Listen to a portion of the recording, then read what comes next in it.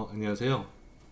어, 금융제도론 연구 두 번째 수업을 시작하도록 하겠습니다. 2주째 수업이에요. 여러분 지금 학생들이 다 한국에 있는지 중국에 있는지 제가 정확히 모르겠는데 그 중국에 있더라도 지금 이 수업은 온라인 수업이기 때문에 여러분들이 다 수업을 들어야 됩니다.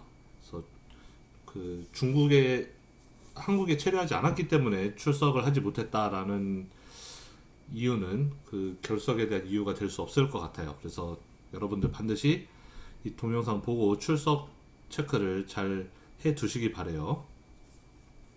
그 매주 시간에 맞춰서 꼭 수업을 다 들으시길 바랍니다.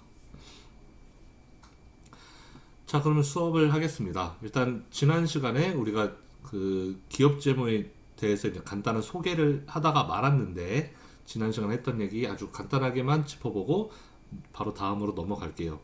우리가 이제 한 학기 동안 이 기업 재무를 다 배워야 되기 때문에 조금 필요 없는 부분은 과감하게 스킵하고 중요한 부분만 다루면서 넘어갈 생각이에요.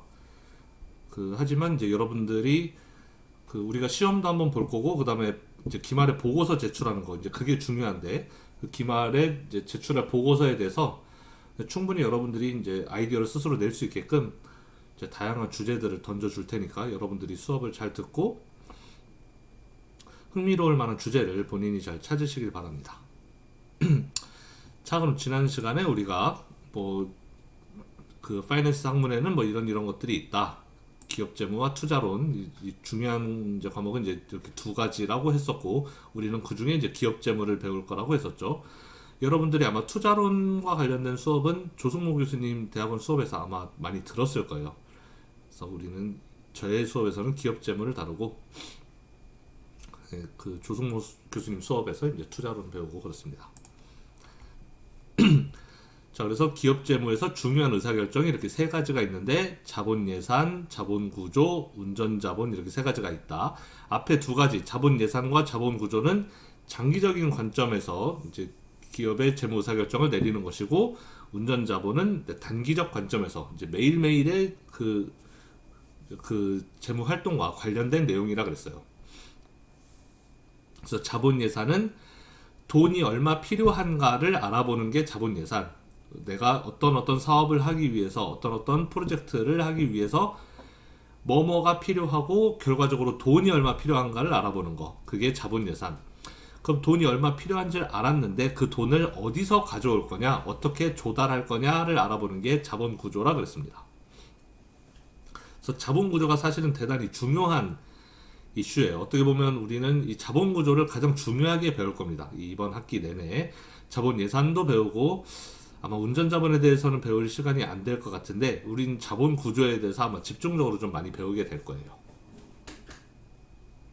그래서 자본 구조에서 중요한 것은 자본 구조는 그럼 돈이 얼마 필요한지는 알겠는데 그 돈을 어디서 조달할 것이냐 이게 자본 구조라고 했고 그럼 돈을 조달할 수 있는 방법은 뭐가 있느냐 일단은 자본 조달에 대해서 잠깐 이야기할게요.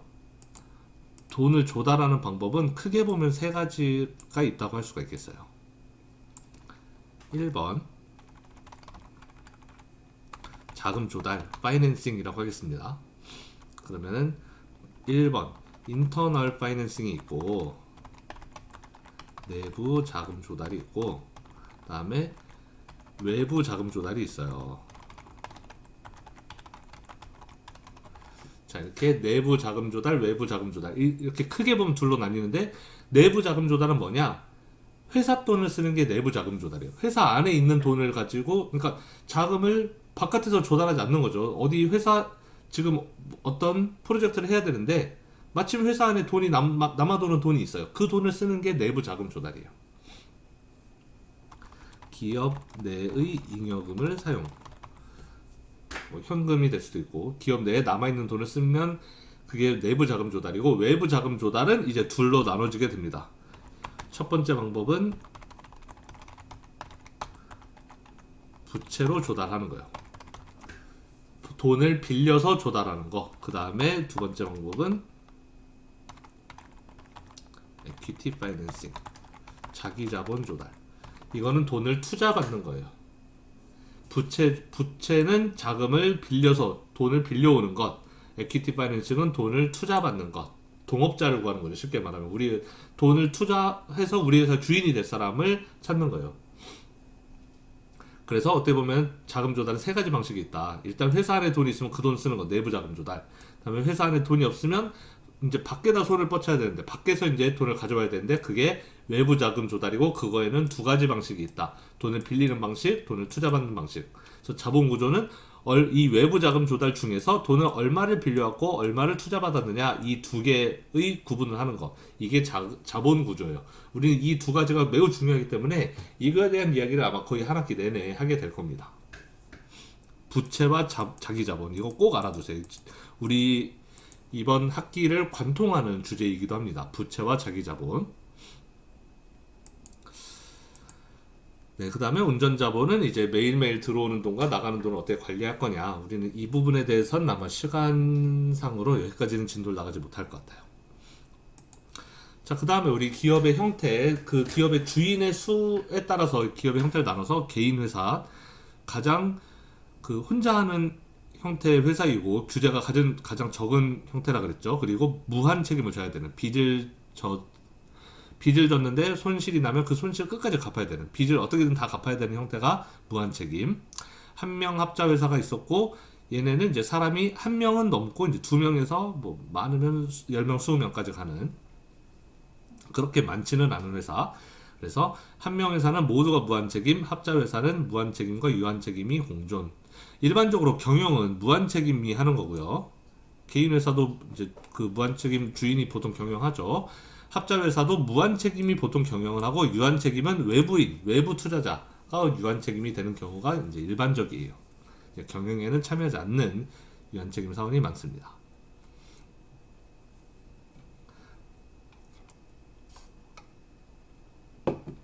그 다음에 주식회사. 여기는 수가 이제 굉장히 많아지죠. 주식회사로 가게 되면 소유와 경영이 분리되어 있고, 위에 회사들은 소유 한 사람이 경영을 한다 그랬는데, 특히 무한책임 사원들이 보통 한다 그랬죠. 주식회사는 아무도 무한책임을 지지 않아요. 무한책임 사원이라는 게 없는 게 주식회사예요. 모든 주주가 다 유한책임이에요. 그러니까 일반적으로 무한책임 지는 사람이 경영한다 그랬는데, 위에서는 여기는 무한책임 지는 사람이 없죠. 그러니까 소유주 중에는 아무도 경영을 안 하는 거예요. 그래서 소유와 경영이 일반적으로 분리되어 있다. 그리고 소유와 경영이 분리되어 있을 때 발생하는 문제가 에이전시 코스트라고 우리 지난 시간에 배웠죠. 대리인 비용이 발생한다 그랬어요.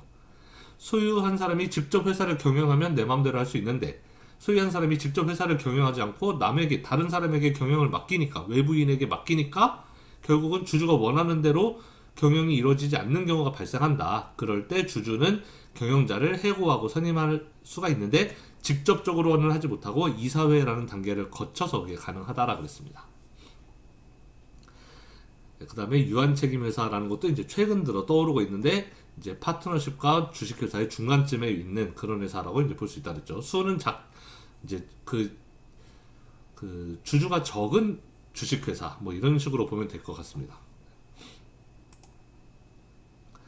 그 다음에 재무관리의 목표 이야기하면서 우리는 그 주식의 가치의 극대화를 하는 게 이제 재무관리의 목표가 될 수 있다라는 이야기를 했었고, 그리고 지난 시간에 우리가 이해관계자를 이야기하면서 이제 주주자본주의에서는 재무관리의 목표가 주주의 부의 극대화가 될 수가 있지만, 이해관계자 자본주의를 사용하는 뭐 유럽이라든지 이런 경우에는 반드시 주주만 회사의 의사결정에 참여하는 게 아니라 그랬죠. 이해관계자도 같이 의사결정에 참여하는 경우가 있다 그랬습니다. 그래서 미국은 주주자본주의가 압도적으로 우세하고, 유럽은 이해관계자 자본주의가 어느 정도 발전되어 있고, 한국은 그 중간쯤에 위치한다고 했었죠.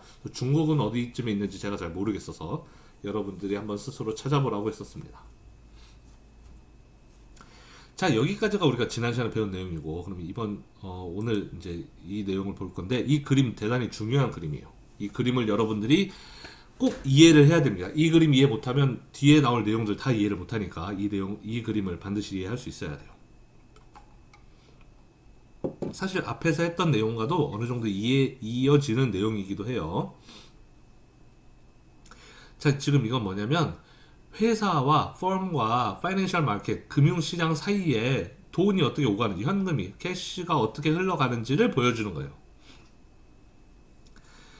왼쪽이 기업이고 오른쪽이 금융시장입니다. 파이낸셜 마켓. 즉 오른쪽이 돈 대주는 사람이라고 생각하면 돼요. 돈을 대주는 사람. 여기는 돈을 투자 받는 사람이죠. 돈을 받는 사람. 여기는 돈을 내주는 사람. 여기는 돈을 받는 사람. 받는 회사죠. 회사. 자, 그래서 기본적으로 기업은 현금 조달을 위해 증권 발행이라고 써 있습니다. 기업이 장사를 하려면 돈이 필요하잖아요. 돈이 있어야 뭐 커피숍을 하려면 뭐 커피 머신 기계도 있어야 되고 테이블이랑 의자도 있어야 되고 여러 가지 필요한데 그 돈이 있어야지 그것들을 다 갖출 수가 있겠죠. 그래서 기업은 돈이 필요해요. 그 돈을 조달하기 위해서, 현금을 조달하기 위해서 증권을 발행한다. 증권에는 뭐가 있다? 우리가 말하는 증권이라는 것은 두 가지예요. 증권. 1번 채권, 2번 주식. 이렇게 두 가지를 발행하는 겁니다. 기업은 돈이 필요한데 돈을 조달하기 위해서 증권이라는 걸 발행해요. 증권은 두 가지가 있어요. 채권과 주식이 있습니다. 그래서 채권은 돈을 빌리는 거예요. 얘는 부채가 되는 것이고, 주식은 돈을 투자받는 거예요. 얘는 자기 자본이 되는 거예요.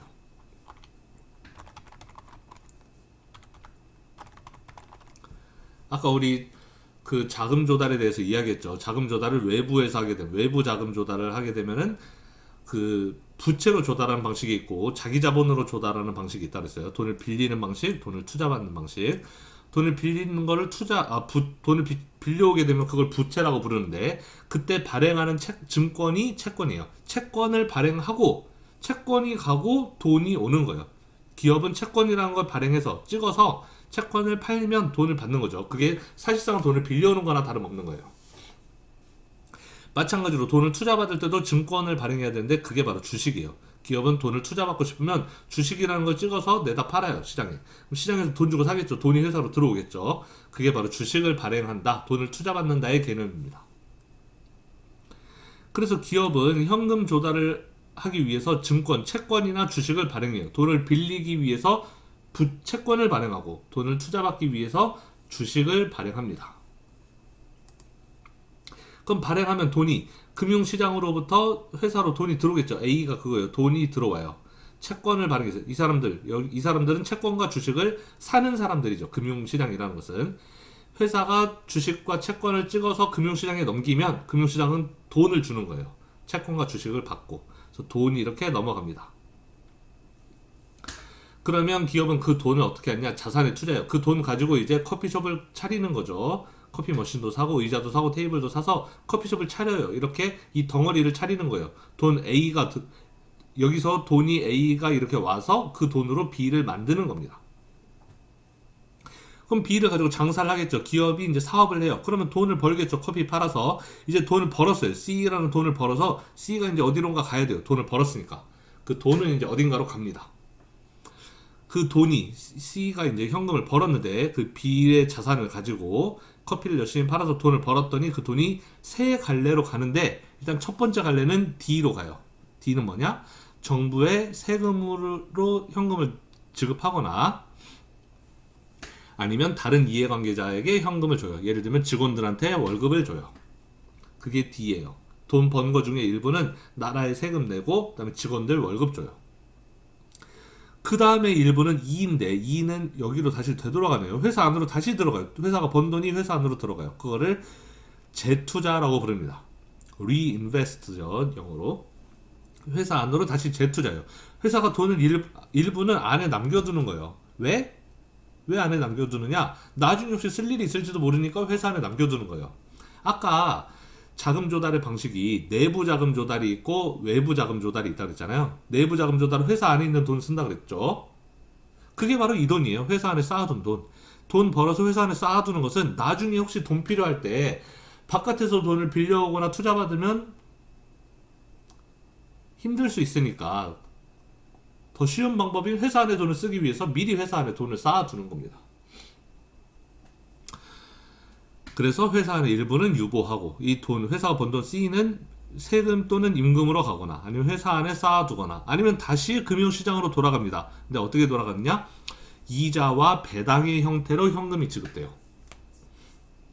자, 돈을 빌리면 우린 채권을 발행해서 돈을 빌린다 그랬죠. 부채. 그럼 채권을 돈을 빌릴 때는 그 대가로 이자를 줘야 돼요. 그래서 채권자에게 주는 게 이자예요. 그 다음에 주식을 발행했으면은 이제 주주들은 회사에 돈을 투자했고 그 투자한 대가로 받는 돈이 배당이에요. 그래서 이자는 채권자에게 주는 돈, 배당은 주주에게 주는 돈이라고 생각하면 되겠습니다. 우리 아까 그러니까 그게 다 이어지는 거죠. 채권을 발행하면 그 대가로 이자를 주는 것이고 주식을 발행하면 그 대가로 배당을 주는 거예요. 자, 다 그 자금 조달에서부터 시작하는 겁니다. 자금 조달할 때 기업은 부채와 자기 자본으로 나뉜다. 부채로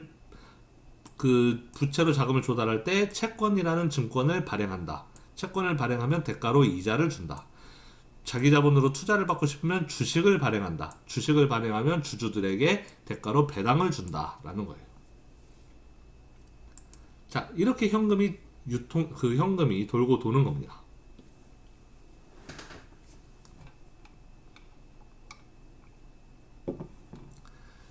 자, 그러면 그 다음 페이지는 이건 일단 그렇게 중요한 게 아니니까 일단 넘어갈게요. 이건 나중에 더 자세하게 배우기로 합시다. 이건 별로 중요한 내용이 아니에요.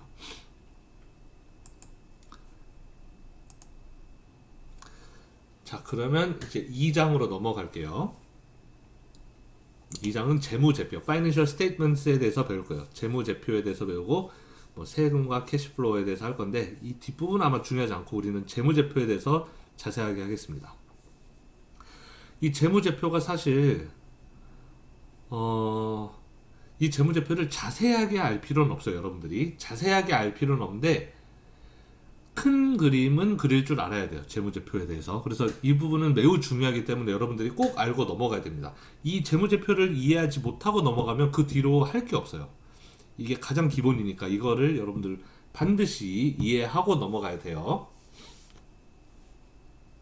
자, 그럼 우리는 재무제표만 일단 배워봅시다. 자, 일단 밸런시트라는 것은 우리말로는 재무상태표라고 불러요. 대차대조표라고도 옛날에 많이 불렀는데 지금은 재무상태표라는 말을 더 많이 씁니다. 여러분들 중국책으로 공부한 학생들은 이제 중국 단어로 이렇게 알아두셔도 뭐 전혀 상관없어요. 그래서 재무상태표는 영어로 밸런시트이고 따라서 우리는 앞으로 저는 줄여서 BS라고 이렇게 쓰겠습니다. 제가 만약에 BS로 쓰면 이거는 밸런시트, 재무상태표를 의미하는 거예요.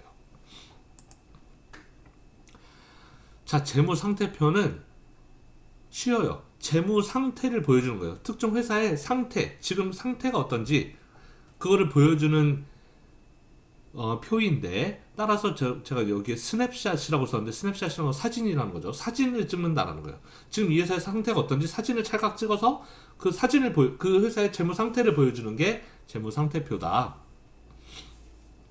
그래서 여기 사진이라고 쓴 이유는 바로 특정 시점이 나오기 때문에 그래요. 우리가 지금 사진과 대조되는 거 동영상이에요. 사진하고 동영상 생각해봐요. 사진은 딱 찍는 거죠. 특정 시점에. 동영상은 뭐예요? 특정 기간 동안 찍는 거죠. 여기서부터 여기까지 쭉 찍는 게 동영상. 1년 동안 쭉 비디오를 찍으면 그게 동영상이죠. 하지만 스냅샷, 사진은 딱 찍으면 끝이에요. 한 번 찍고 끝. 그러니까 특정 시점이 필요하다는 거죠. 시점. 이해가 되나요? 동영상은 특정 기간, 어디서부터 어디까지가 필요한 거라면 사진 찍는 거는 특정 시점, 딱 한 시점만 있으면 돼요. 따라서 재무상태표는 이게 언제 찍은 사진이냐 그 날짜가 있어야 됩니다. 그 시점이 2020년 12월 31일에 찍은 사진이다. 그 날짜가 반드시 써 있어야 돼요. 자, 그래서 재무상태표는 특정 시점에 찍은 사진인데 그 사진에 뭐가 있어야 되느냐? 회사의 자산, 부채, 자기자본 이렇게 세 가지가 있어야 됩니다. 자, 그리고 우리는 이 그림에서 왼쪽이 자산이고 오른쪽이 부채와 자기자본이에요. 그래서 자산은 재무상태표의 왼쪽에 있다라고 우리가 표시할게요. 부채와 자기자본을 합쳐서 재무상태표의 오른쪽에 있다라고 이야기하겠습니다. 오른쪽에 있다라고 할게요. 파란색 부분이 부채와 자기자본, 왼쪽에 있는 노란색 부분이 재무상태표예요. 자, 원래 일반적인 재무상태표는 이렇게 왼쪽, 오른쪽 따로따로 쓰지 않아요. 그냥 한 줄로 쭉 씁니다. 자산 쓰고 그 옆에다 오른쪽에다 이렇게 쓰는 게 아니라 사실은 그 밑에다 이렇게 그냥 부채와 자기자본을 이어서 써요. 그래서 한 줄로 쭉 내려오게 쓰는데, 근데 여러분들 이해하기 좋으라고 이 책에서는 왼쪽 오른쪽으로 구분해놨어요. 왜냐하면 이 자산하고 왼쪽에 있는 이 노란색 부분하고 오른쪽에 있는 부채와 자기자본, 이 부분은 총합이 같아야 돼요. 왼쪽이 다 합쳐서 10,000원이면 오른쪽도 다 합쳐서 반드시 10,000원이어야 돼요. 여기에는 1원의 차이도 발생해서는 안 돼요. 1원도 차이 없이 무조건 값이 같아야 됩니다. 그래서 기본 항등식은 이 자산은 왼쪽이 자산인데, 자산은 오른쪽 부채와 자기자본 합친 거랑 양이 같아야 돼요. 반드시 같아야 돼요. 1원이라도 틀리면 그거 재무제표 다시 작성해야 돼요. 뭔가 틀린 겁니다. 그리고 왼쪽 자산은 돈의 사용처라고 생각하면 이해하기가 쉬워요. 회사가 돈을 어디다 썼느냐, 그게 자산이에요. 자, 오른쪽 부분은 돈의 출처라고 생각하면 돼요. 그 돈을 어디서 났느냐. 우리 방금 전에 봤던 그림자 지웠나? 그림 지웠네. 방금 전에 봤던 그 그림하고도 뭐 비슷한 내용인데, 기업이 장사를 하기 위해서는 돈을 가져와야 된다 그랬잖아요. 돈을 자금 조달 받아야 되죠. 부채와 자기자본을 통해서, 즉 주식을 발행하고 채권을 발행해서 돈을 금융시장으로부터 가져와야 돼요. 그 돈이 어디서 왔느냐? 돈을 빌려왔느냐, 투자받았느냐, 그게 오른쪽에 써있는 부분이에요. 부채와 자기자본은 그걸 의미하는 거고, 그렇게 가져온 돈은 기업이 이제 사업하는데 써야 될 거 아니에요. 커피 머신도 사고 의자도 사고 테이블도 사고는데 써야 되죠. 그 돈을 어디다 썼는지, 지금 그 돈이 어디에 가 있는지를 보여주는 게 바로 이 왼쪽이다. 돈의 사용처, 그 돈이 어떻게 변했는지, 어떤 자산으로 변했는지 그걸 보여주는 게 왼쪽 자산 부분인 거예요. 그래서 왼쪽은 돈의 사용처, 오른쪽은 돈의 출처, 돈이 어디서 왔는지를 보여주는 겁니다.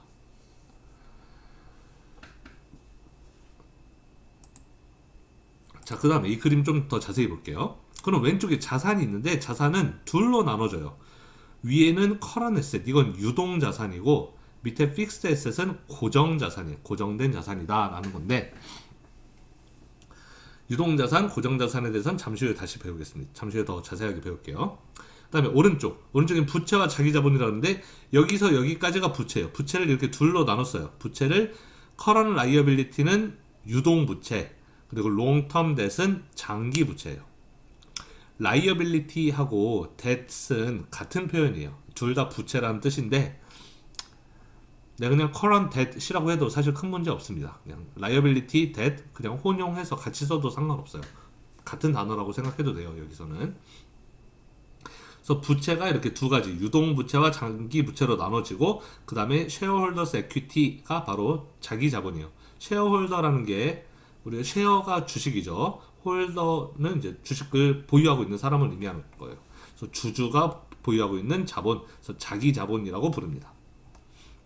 자산은 유동자산과 고정자산, 부채는 유동부채와 장기부채, 그리고 이 밑에는 자기자본, 이렇게 해서 이 세 개 합친 거는 이 두 개 합친 것과 같다라는 거예요.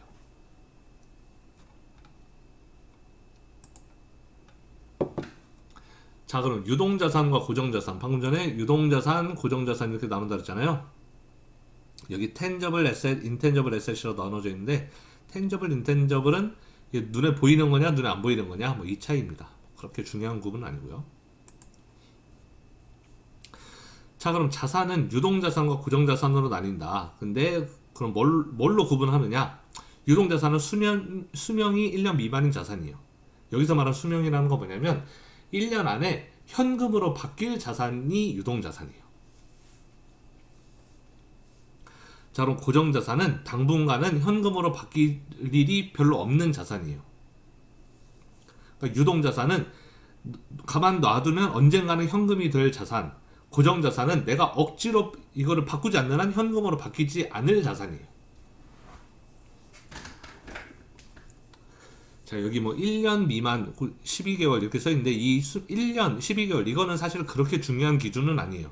꼭 1년 안에 바뀌어야 된다 아니다, 이거는 그렇게 중요한 기준은 아니고, 하지만 중요한 것은 유동자산은 놔두면 언젠가는 현금이 될, 뭐 이왕이면 1년 안에 됐으면 좋겠지만 1년 좀 넘더라도 어쨌든 놔두면 현금이 곧 현금으로 바뀔 자산이 유동자산.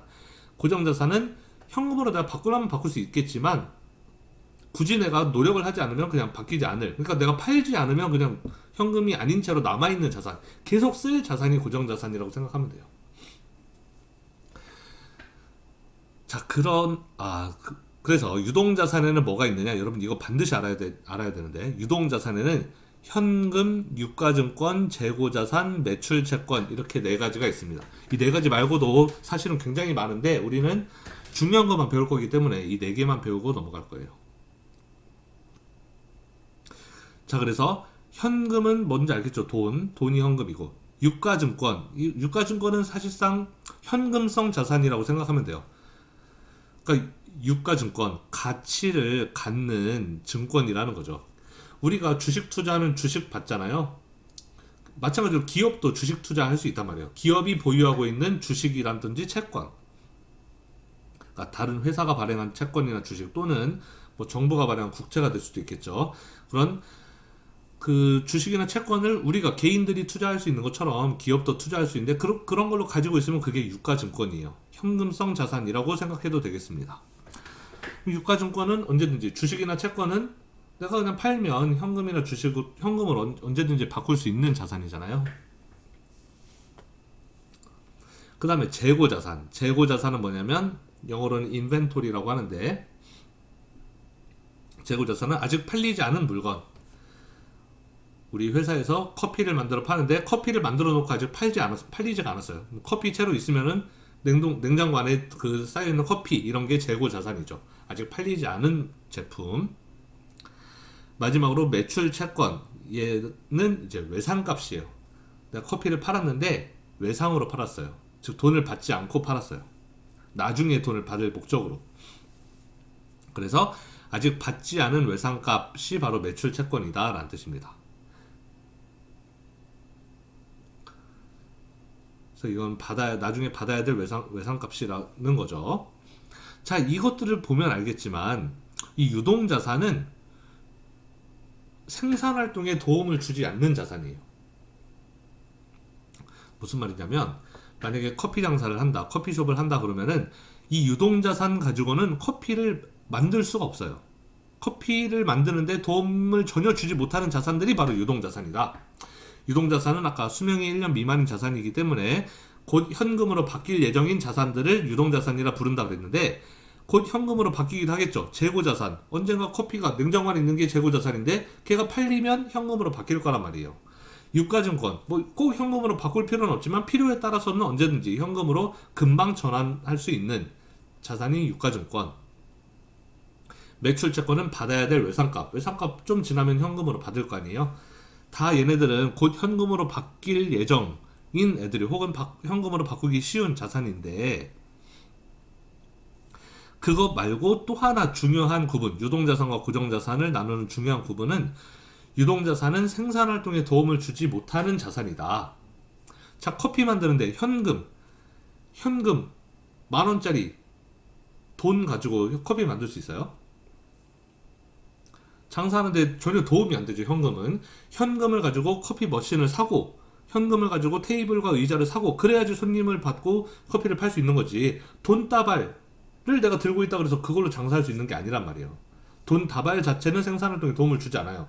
그 돈 다발이 기계로 바뀌고 어떤 뭐 다른 설비로 바뀌어야지 장사를 할 수 있게 되는 것이죠. 그래서 현금 그 자체로는 생산활동에 도움이 되지 못한다. 나머지도 마찬가지예요. 유가증권, 주식과 채권 이거 가지고 어떻게 커피를 만들어요?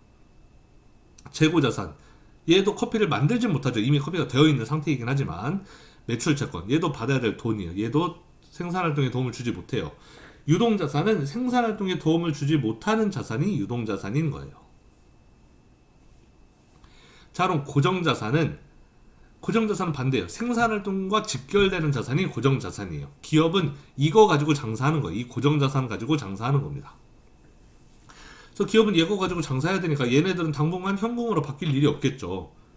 커피 머신 샀는데 장사 그만둘 거 아니라면 커피 머신 계속 가지고 있어야 되겠죠. 그래야지 장사를 계속 할 테니까. 그래서 당분간 현금으로 바꿀 예정이 아닌 자산들이 고정자산이에요. 그리고 생산활동과 직결되는 자산입니다. 그래서 유형자산은 눈에 보이는 것들, 뭐 부동산이라든지 건물, 뭐 기계, 장비, 뭐 이런 거. 그다음에 무형자산도 요즘은 이제 가치가 매우 높은데 상표권이라든지 특허권 이런 것들 여러 가지 권리를 그런 게 무형자산에 속해요. 자, 그 다음에 부채는 이제 빌린 돈이죠. 빌린 돈 이제 갚아야 될 돈인데 부채도 유동부채와 장기부채로 나뉩니다. 근데 부채도 역시 똑같아요. 유동부채는 1년 안에 갚아야 되는 채무, 수명이 1년 미만의 부채. 그러니까 돈을 내가 빌렸는데 1년 안에 갚아야 되면 그거는 유동부채. 그리고 장기부채는 당장은 안 갚아도 되는 부채. 대신에 장기부채는 이자가 발생해요. 그래서 이자는 꼬박꼬박 줘야 돼요. 그 이자 말고 원금은 당장 안 갚아도 되는 부채를 장기부채라고 불러요. 그래서 유동부채에는 뭐가 있냐? 단기 차입금. 은행에서 단기로 돈을 빌리는 거예요. 그래서 막 6개월만 쓰고 드릴게요. 뭐 이렇게 6개월 혹은 1년 이렇게 빌리는 돈을 단기 차입금이라고 부르고, 그 다음에 기업마다 우리 매출 채권이 accounts receivable, 매출 채권은 물건을 팔았는데 아직 돈을 못 받았어요. 그래서 나중에 받을 외상값이 매출 채권이에요. 그러면 매입 채무는 그 반대예요. 내가 뭐를 샀어요. 원료를 샀어요. 내가 커피를 팔기 위해서 커피 원두를 사왔는데 살 때 외상으로 산 거예요. 아직 돈을 안 줬어요. 그럼 좀 시간 지나면 줘야 되겠죠. 이제 외상값을 갚아야 되겠죠. 그 갚아야 될 외상값이 매입 채무예요. 자, 채권은 내가 받을 예정인 돈이고 채무는 내가 갚아야 되는 돈이에요. 채권은 내가 받을 외상값, 채무는 내가 갚아야 될 외상값. 이해가 쉽죠? 노츠 페이어블 지급업인데 얘도 뭐 매입 채무랑 비슷한 겁니다. 그냥 똑같은 거라고 생각하면 돼요. 그 다음에 장기 부채는 당장 1년 안에는 안 갚아도 되는 부채, 원금은 안 갚아도 되지만 대신에 이자는 꼬박꼬박 갚아야 되는 부채가 장기 부채예요. 일반적으로 유동부채에는 이자가 그렇게 크지 않거나 아니면 없습니다. 유동부채에는 이자가 없거나 아니면 매우 작은데 장기부채에서 내는 이자는 어느 정도 양이 좀 되죠. 그래서 그 기업이 지출하는 이자 비용은 보통 이 장기부채에서 대부분 온다라고 생각하면 되겠습니다. 그 다음에 기업의 자산은 부채와 자기자본으로 이루어져 있다 그랬죠. 그래서 자기자본은 뭐냐면은 자산에서 부채를 빼면 돼요. 왜냐면 부채 자기자본 합친 게 자산이니까 여기서 얘 빼면 자기자본만 남겠죠. 그래서 자기자본은 자산에서 부채 뺀 건데 그 안에는 자본금, 자본잉여금 그리고 이익잉여금이 있습니다. 자, 자본금과 자본잉여금을 이제 나눠놨는데 이거 나누는 거는 사실 큰 의미가 없어요. 그래서 여러분들은 그냥 합쳐서 생각하면 돼요. 자본금 더하기 자본잉여금이다. 그래서 이거는 뭐냐? 주주가 회사에 납입한 돈이 자본금, 자본잉여금이에요. 자, 기업이 투자받을 때 돈을 빌려오거나 아니면 투자받는다 그랬잖아요. 기업이 돈 조달할 때. 그 투자받을 때 받은 돈이 바로 자본금 더하기 자본잉여금 항목입니다. 그럼 투자받은 돈 말고 다른 돈이 또 있어? 라고 할 수가 있는데 그게 바로 이익잉여금이에요. 이건 뭐냐면 기업이 아까 우리 그 1장 그림에서 기업이 장사해서 번 돈 중에 일부는 회사 안에 쌓아둔다 그랬잖아. 회사 안에 유보한다 그랬죠. 사내 유보, 그걸 다른 말로 재투자한다 그랬는데 회사 안에 쌓여있는 돈, 회사가 번 돈인데 그거를 밖에다 주지 않고 회사 안에 쌓아뒀으면 그게 바로 이익잉여금이라는 이름으로 회사 안에 쌓여있는 거예요. 그리고 그 돈은 주주의 몫이기 때문에 자기 자본에 속해요.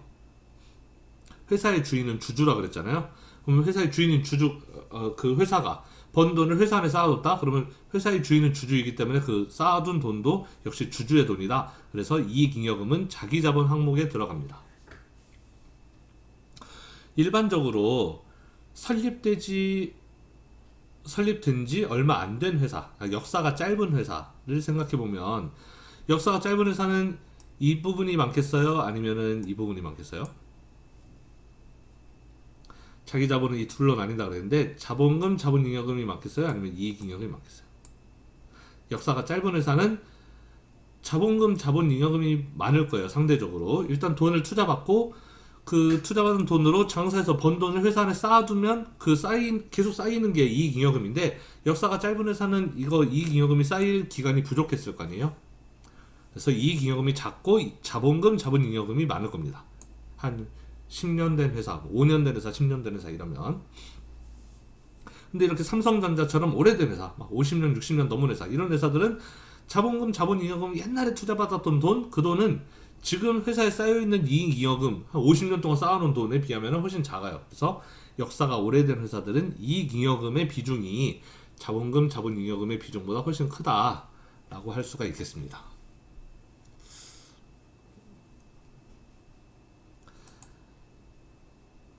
자, 그 다음에 순운전자본으로 넘어갈게요. 순운전자본, 이 부분도 좀 중요할 수가 있는데, 순운전자본은 뭐냐면 유동자산에서 유동부채를 뺀 걸 의미해요. 자, 우리 앞에 그림 봅시다.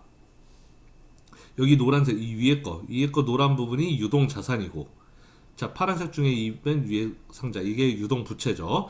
유동자산에서 유동부채를 뺀 이 차이, 이 분홍색 부분, 이 화살표만큼의 차이를 Net Working Capital, 순운전자본이라고 불러요. 그러면 순운전자본 이게 왜 중요하냐? Net Working Capital이. 자, 유동자산을 보였어요. 유동자산은 곧 현금으로 바뀔 자산이 유동자산이에요. 1년 정도 안에 현금이 되어 있을 자산이 유동자산. 유동부채는 1년 안에 갚아야 되는 돈. 우리가 돈 갚을 때는 현금으로 갚아야 돼요. 다른 걸로 못 갚아요. 그러니까 유동부채는 1년 안에 갚아야 되는 돈. 유동부채는 1년 안에 내가 모을 수 있는 현금이라면, 유동부채는 내가 뭘로 갚냐면 유동자산으로 갚는 거예요. 1년 안에 갚아야 될 빚은 1년 안에 내가 현금으로 만들어야지 그 돈으로 갚을 거 아니에요. 그러니까 기업은 순운전자본을 항상 0보다 크게 유지를 해야 되는 거예요. 순운전자본이 0보다 작아지면 매우 위험해요. 순운전자본이 0보다 작다는 거는 유동부채가 유동자산보다 많다는 뜻이고, 그 얘기는 내가 1년 안에 갚아야 되는 돈이 내가 1년 안에 확보할 수 있는 현금보다 더 많다. 즉 갚아야 될 돈이 가진 돈보다 적다, 더 많다라는 거니까 돈을 못 갚을 수도 있다는 뜻이 되는 거죠. 그러니까 기업은 항상 유동자산이 유동부채보다는 넉넉하게 많아야 돼요. 그래서 순운전자본을 플러스로 유지하는 게 매우 중요하다라는 겁니다. 순운전자본은 유동자산 빼기 유동부채예요. 유동자산 빼기 유동부채가 순운전자본입니다. 유동자산에서 유동부채를 뺀 값이에요. 자, 일반적으로 재무상태가 좋은 회사의 경우는 유동자산이 유동부채보다 많기 때문에 얘가 얘보다 크니까 빼기 하면 0보다 크겠죠. 항상 0보다 크게 유지하는 게 중요하다라는 거예요. 이 값이 0보다 작으면 매우 위험한 회사다.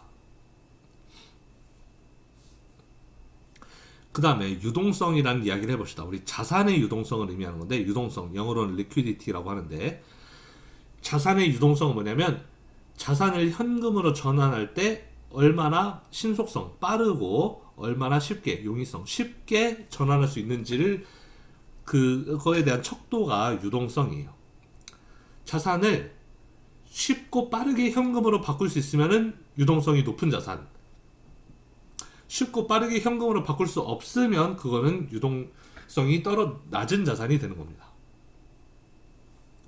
그래서 우리 재무상태표를 쓸 때 유동성이 높은 자산부터 나열하게 되어 있어요. 재무상태표 여기 보면은 유동자산 쓰고 그 밑에 고정자산 쓰잖아요. 그 이유는 유동자산이 유동성이 높은 자산이고 고정자산 유동성이 낮은 자산이기 때문에 유동성이 높은 거 먼저 쓰고 그 다음에 유동성이 낮은 걸 나중에 써요.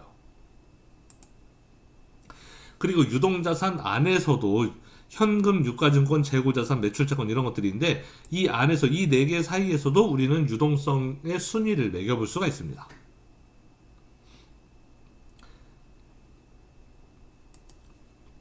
자, 그래서 유동성의 순위는 일단 유동자산이 유동성이 높고 그 밑에 고정자산이 유동성이 낮은 자산인데, 유동자산 안에서는 1번 현금이 유동성이 가장 높아요.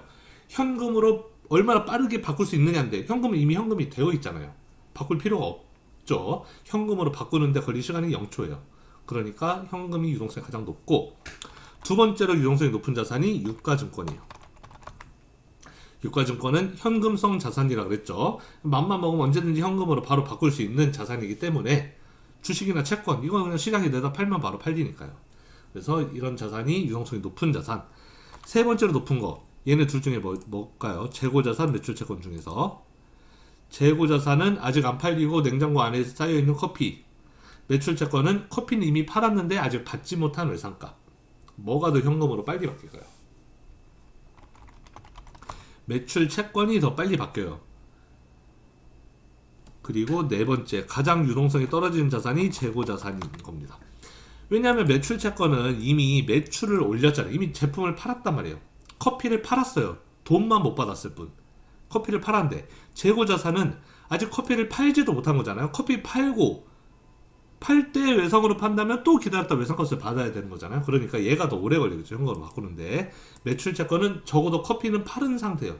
이미 판매는 했으나 아직 현금을 못 받은 상태. 재고자산은 아직 판매조차 하지 못한 상태. 그러니까 현금으로 바꾸는 데는 얘가 더 빨리 바꿀 수 있다. 외상값이. 그래서 유동성의 순서는 이렇게 할 수가 있습니다. 그래서 재무상태표를 쓸 때 유동자산 먼저 쓰고 그 밑에 고정자산 쓰는데, 유동자산 쓸 때도 순서가 현금 맨 위에 쓰고 그 밑에 유가증권 쓰고 그 밑에 매출채권 그 밑에 재고자산 이렇게 쓴다 라고 알아두시면 되고요. 그 다음에 유동성이 높은 자산일수록 재무적 공경에 처할 가능성이 낮아지지만 유동성이 높은 자산은 일반적으로 수익성이 낮음 그랬습니다. 자, 이거 매우 중요한 얘기인데, 자, 들어보세요. 아까 유동자산을 유동부채보다 더 크게 유지하는 게 중요하다고 그랬죠. 왜냐하면 유동부채는 곧 갚아야 될 빚, 유동자산은 내가 곧 보유하게 될 현금. 그럼 갚아야 될 빚보다 보유하게 될 현금이 더 많아야지 빚을 갚고도 좀 남으니까, 그러니까 빚을 못 갚으면 안 되니까요. 그래서 유동자산을 유동부채보다 더 크게 확보하는 게 중요하다. 얘가 20이면 얘를 한 30 정도 이렇게 가지고 있는 게 중요하다라는 거예요. 그러면 자, 질문이 나올 수 있겠죠. 유동자산을 그럼 잔뜩 많이 보유하면 되는 거 아니냐. 유동부채가 뭐 20이든 30이든 관계없이 그냥 유동자산이 한 500 되면은 뭐 유동부채가 20이든 30이든 신경 쓸 필요가 없잖아요. 500이면 돈 갖고도 항상 넉넉하게 많은 거니까. 유동자산을 그렇게 넉넉하게 많이 가지고 있으면, 유동성이 높은 자산이 많으면 재무적 곤경에 처할 가능성은 낮아져요. 즉 유동부채를 못 갚을 일은 없을 거란 말이에요. 빚이 20, 30인데 내가 자산을 한 500 가지고 있으면 빚은 무조건 갚고 남으니까 돈이. 그러니까 재무적 공경에 처할 일은 없을 가능성은 떨어질 거예요. 이 유동부채를 못 갚아서 힘든 일은 없을 거라는 거죠. 하지만 부채가 20, 30밖에 안 되는데 유동자산을 500씩이나 가지고 있다? 이거는 일종의 낭비가 될 수 있어요. 왜냐하면 유동자산은 수익성이 낮다라고 써있는데, 아까 제가 유동자산 설명할 때 뭐라 그랬죠? 유동자산은 생산활동에 도움을 주지 않는 자산이라고 그랬어요. 이 유동자산만 가지고는 커피를 만들지를 못해요. 커피를 만들기 위해서는 고정자산이 필요한 거예요. 커피 머신, 테이블, 의자 이게 있어야지 커피를 만들어서 팔지, 현금, 돈다발, 그리고 무슨 받아야 될 외상값, 그런 종이 그 외상 전표 같은 거죠. 그런 거 내가 아무리 많이 가지고 있어봤자 그걸로 커피를 못 만든단 말이에요.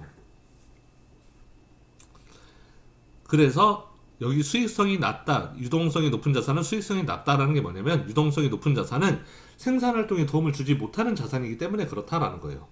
그래서 수익성을 높이려면, 즉 생산성을 더 높이려면 유동자산을 고정자산으로 전환해야지 생산성이 높아지는 거죠. 커피를 하나라도 더 팔려면은 가지고 있는 현금을 커피 머신 사는데 써야 돼요. 현금을 커피 머신으로 바꿔서 커피를 한 잔이라도 더 만들 수 있게 되는 거죠. 손님을 조금이라도 더 받아서 커피를 더 팔려면 가지고 있는 현금을 테이블 사고 의자 사는데 써서 테이블과 의자를 늘려서 손님을 더 받아야지 생산성과 수익성을 더 높일 수 있다라는 거죠. 고정자산이 수익성이 높은 자산인 것이지 유동자산은 수익성에 도움을 주지 못하는 자산이다. 그래서 유동성이 높은 자산이라는 것은, 즉 유동자산은 너무 많아도 안 좋고 너무 적어도 안 좋다는 이야기를 하는 거예요. 너무 많으면 왜 안 좋다? 낭비니까. 너무 많아봤자 어차피 그 유동자산은 수익성에 도움을 주지 못하는, 생산활동에 도움을 주지 못하는 자산이니까 너무 많으면 그건 쓸데없이 많이 가지고 있는 낭비가 되는 셈이고, 너무 적어도 안 된다. 그거는 뭐냐면 유동부채보다는 많이 가지고 있어야지 이 유동부채를 갚는데 문제가 안 생기지, 너무 유동자산이 적어서 유동부채보다 유동자산이 더 적게 되면은 빚을 못 갚아서 회사가 재무적 공경에 빠질 가능성이 생긴다라는 거예요.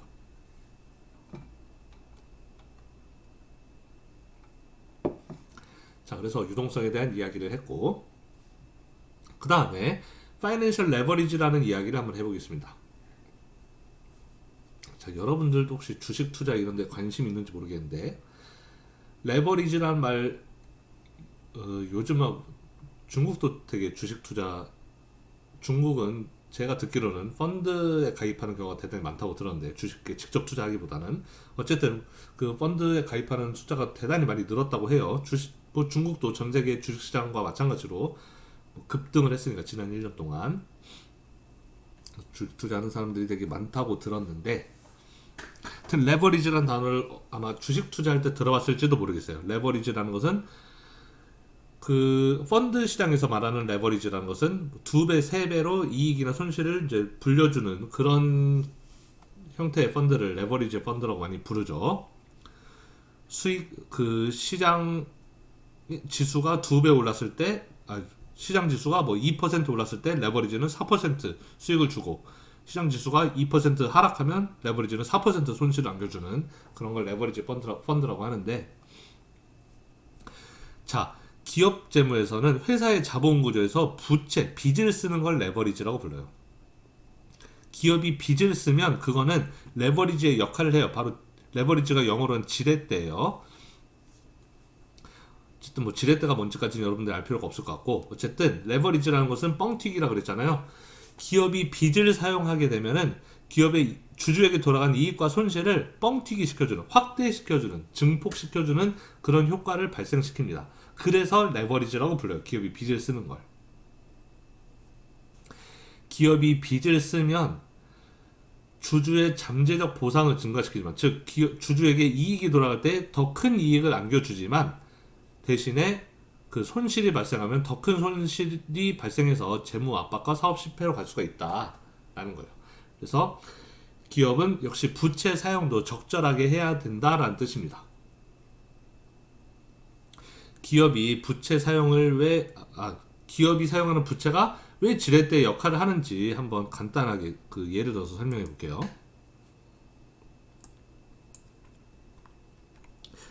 자, 기업이 예를 들어서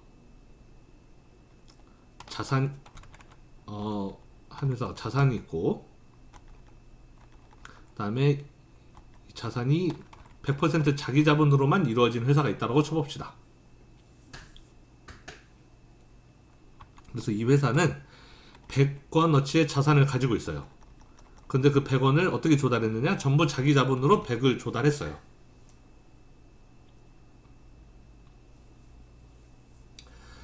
자, 그래서 회사가 장사를 했습니다. 이 자산을 가지고 장사하는 거죠. 이 100원을 가지고 이제 그 커피숍을 차려서 커피를 만들어 팔았어요. 그랬더니 수익이 8%의 수익이 발생했어요. 자, 그러면은 100원을 가지고 8%의 수익을 냈으면 돈이, 여기 달러라고 쓸게요. 100달러를 가지고 8% 수익을 발생시켰으면 8달러를 벌어들인 셈이죠. 100원 가지고 8% 벌었으니까 8달러 벌었잖아요. 그러면 자기 자본 주주에게 돈 얼마 줄 수 있어요? 8달러를 줄 수가 있는 거예요. 8달러 벌었는데 우리 회사 주인 다 100%다 자기 자본이니까 얘네한테 8달러 줄 수 있는 거죠. 그럼 자기 자본 주주 입장에서는 100원 투자했는데 내가 8달러로 돈을 벌었으니까 결국 내가 벌어들인 수익은 얼마다? 8%다 라는 겁니다. 8% 수익을 벌어들인 셈이 되는 거예요. 자, 이번에는 어떤 회사가, 똑같은 회사예요. 자산이 100달러인 회사가 있어요.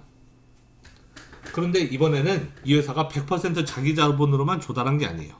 이 회사는 부채로도 50달러를 조달했고, 그 다음에 자기 자본으로도 50달러를 조달한 회사예요. 이렇게 할 수 있죠. 여기서는 자산 100달러 자산을 전부 자기 자본으로만 조달했어요. 100% 다. 근데 여기서는 100달러 자산을 반은 빌려오고 반은 투자받았어요. 이렇게도 할 수 있죠. 자, 이런 경우에 우리는 부채를 사용했을 때 우리는 기업이 레버리지를 사용했다 이렇게 표현을 한다는 겁니다. 그럼 이따 어떤 효과가 오는지 보죠. 아까랑 똑같이 8% 벌었어요. 기업은 이 100달러 자산을 가지고 8% 수익을 냈어요. 여기도 똑같이 100달러 가지고 8% 수익을 냈죠. 장사 자체는 똑같이 한 거예요. 그러니까 장사해서 번 돈은 똑같다. 그래서 8% 했으니까 8달러를 벌었어요.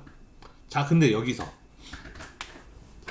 자, 돈을 50달러 빌려왔잖아요. 돈을 빌려올 때에는 우리가 이자를 정해놓고 돈을 빌려줘요. 이자율이라는 게 정해져 있어요. 자, 만약에 이자율을 6%로 정했다라고 가정해 봅시다. 내가 50달러 돈을 빌려올 때 나한테 돈 빌려준 사람들이 자, 우리 이거 6% 이자율로 빌려줄게. 6% 이자율로 우리가 50달러 빌려줄게. 이렇게 빌려줬어요.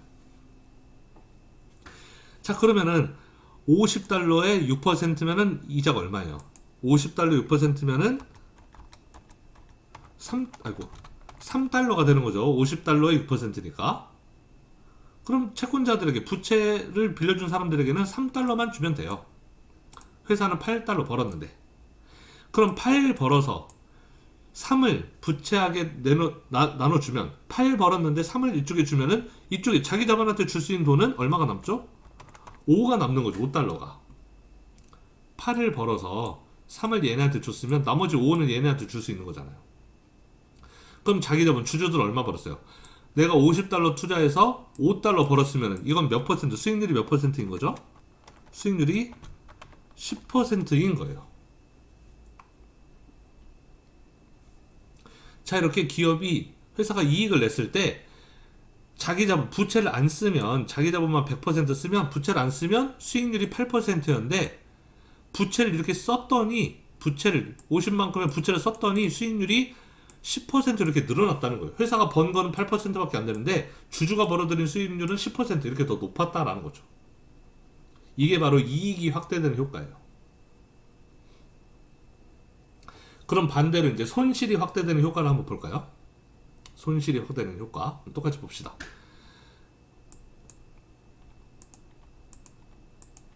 자, 아까랑 다 똑같은데. 자, 이번에는 기업이 장사를 잘 못했어요. 이익이 발생하지 않았어요. 그래서 기업이 좀 손해를 봤다 쳐봅시다. 4%밖에 못 벌었어요.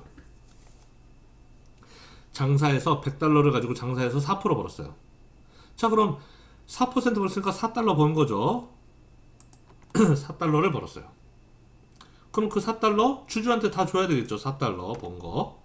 그럼 주주들이 벌어들인 수익은 100달러 중에서 4달러 벌었으니까 4% 수익을 벌어들인 셈이 되는 거예요.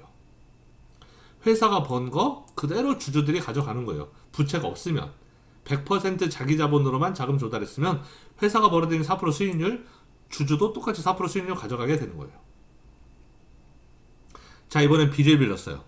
근데 이번에는 이제 부채 50 자기 자본 50인데 부채에 대한 이자율은 항상 일정해. 장사가 잘 되든 안 되든 무조건 부채는 돈 빌려줄 때 6% 결정하고 돈을 빌려주는 거예요. 장사가 잘 돼도 6% 이자 받는 거고 장사가 안 돼도 6% 이자를 받는 거예요. 자, 이번엔 장사가 안 됐어요. 그래서 자산을 가지고 4%밖에 못 벌었어요. 위에서 4% 벌었죠. 똑같이 4%밖에 못 벌었어요. 어떻게 되느냐?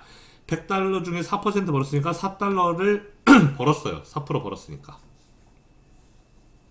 근데 채권자에게 부채는 내가 50달러 빌릴 때 6% 이자 갚겠다고 약속하고 빌렸으니까 50달러 6%인 3달러를 무조건 줘야 돼요.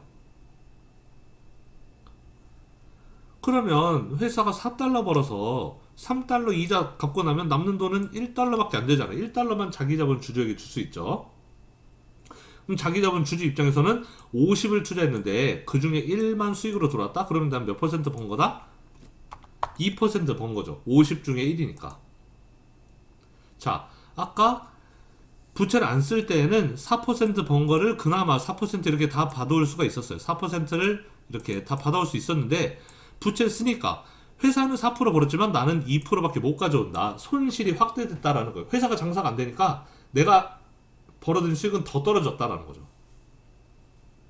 그게 바로 레버리지의 효과인 거예요. 이익이 발생, 장사가 잘 되면 장사 잘 된 게 더 확대돼서 나한테 더 큰 이득이 오고 손실, 장사가 잘 안 되면 그게 나한테 더 크게 돌아서 더 낮은 수익이 나한테 돌아오고 이게 바로 레버리지의 효과다. 부채를 사용하게 되면은 내가 주주가 받게 되는 수익의 변동성이 더 커지게 된다라는 거예요. 이익일 때 더 큰 이익, 손실일 때 더 큰 손실. 이렇게 됐기 때문에 기업이 부채를 사용할 때 우리는 그거를 레버리지를 사용한다라고 표현을 하기도 한다라는 겁니다. 피곤한데 제가 잠시 쉬었다가 바로 이어서 할게요. 자, 그러면 수업을 계속 이어서 하겠습니다. 그래서 그 재무상태표에 대해서 이제 간단하게 설명을 했고, 이제 여기 나와 있는 게 이제 실예예요. 그래서 그 US 콜포레이션이라는 회사의 재무상태표를 지금 보여주고 있는데, 일반적으로 재무상태표는 이거보다 훨씬 항목들도 많고 굉장히 긴데, 여기에서는 아주 간단하게 표시를 했습니다. 그 많은 항목들을 그냥 그 스킵하고 좀 중요한 항목들만 이렇게 넣어서 아주 작게 만들었는데, 일반적으로 매우 사실은 복잡한 표예요. 자, 아까 그 밸런스시트는 스냅샷이라고 그랬죠. 사진을 찍는, 어떤 회사의 상태를 보기 위해서 특정 날짜에 특정 시점에 사진을 딱 찍는 거다. 그래서 그 사진을 언제 찍었는지 그 날짜가 표시되어야 한다 그랬는데, 여기 이렇게 표시되어 있어요. 2018년 12월 31일에 찍은 사진이다. 그리고 2019년 12월 31일에 찍은 사진이다. 지금 이 표에는 재무상태표가 두 개 들어있어요. 2년치가 들어가 있는 겁니다. 2018년 12월 31일 그리고 2019년 12월 31일 이렇게 두 개가 지금 들어가 있어요. 그래서 여기 이제 왼쪽에 있는 건 2018년, 오른쪽은 2019년이네요. 이제 항목을 하나하나 살펴보겠습니다. 자, 왼쪽에 자산을 쓰고 에셋이 자산이죠. 오른쪽에 liabilities는 부채, 그리고 owners equity, 다른 말로 shareholders equity는 자기 자본이 되겠어요. 오른쪽은 부채와 자기 자본, 왼쪽은 자산이에요. 그래서 자산의 총합과 부채 자기 자본의 총합, 즉 왼쪽의 총합과 오른쪽의 총합은 같아야 된다 그랬는데, 이 맨 밑에 보면은 2018년 맨 밑에 총자산 total assets 총자산이 2756, 여기도 2018년 똑같이 부채와 자기 자본의 총합 2756, 1원도 다르지 않죠. 이렇게 똑같죠. 2019년도 마찬가지로 3112, 3112 똑같아요. 반드시 왼쪽의 총합과 오른쪽의 총합은 같아야 되고, 자, 그럼 이제는 그 자산 항목에 뭐가 있고 부채와 자기 자본 항목에 뭐가 있는지 하나하나 보겠습니다. 자, 그래서 자산은 유동자산과 고정자산으로 나뉜다 그랬죠. 우리 앞에 그림 생각나요? 여기 유동자산, 고정자산. 그래서 유동자산은 곧 현금으로 바뀔 자산이면서 동시에 생산활동에 도움을 주지 못하는 자산. 자, 밑에 있는 고정자산은 현금으로 바꿀 계획이 없는 자산.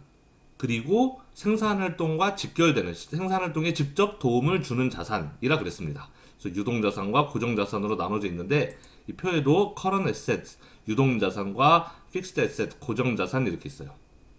자, 이 회사는 유동자산을 지금 세 개를 썼네요. 현금, 캐시는 현금이고, accounts receivables 매출 채권, 우리가 물건을 매출을 올렸는데 판매했는데 현금을 아직 받지 못했어요. 그래서 받아야 될 외상값이라 그랬습니다.